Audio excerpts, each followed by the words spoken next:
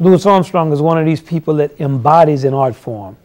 Every now and then, an art creates this type of person, like sculpting and Michelangelo, Baroque music and Bach. Well, jazz music was born in New Orleans around the turn of the 20th century, and Louis Armstrong was born in New Orleans around the turn of the 20th century. He used to like to say, jazz music and I grew up together, and they did. In fact, for most people around the world, just the name Louis Armstrong means jazz. Louis Armstrong's neighborhood was one of the roughest and toughest in New Orleans, but he had the sweetest disposition. All the toughest characters just loved him and took him under their wing. Well, Louis Armstrong idolized and imitated the great cornetist Joe Oliver.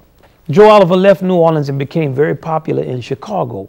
Joe eventually sent for Louis, and Louis said Papa Joe was the only person in the world that could have gotten him to leave New Orleans. Louis's most startling achievement was the long, coherent solo.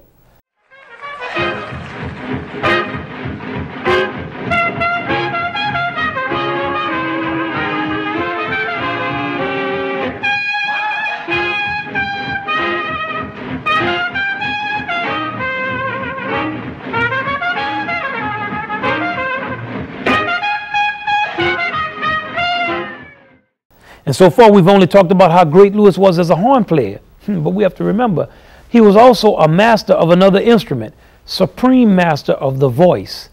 He brought the language of jazz to the world. He had such an identifiable personality, so full of joy and sorrow and humor and humility.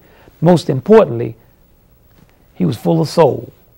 And Louis's soul was in his sound. Whether he was playing his trumpet or singing, Louis Armstrong was showing us how to ascend, how to go higher.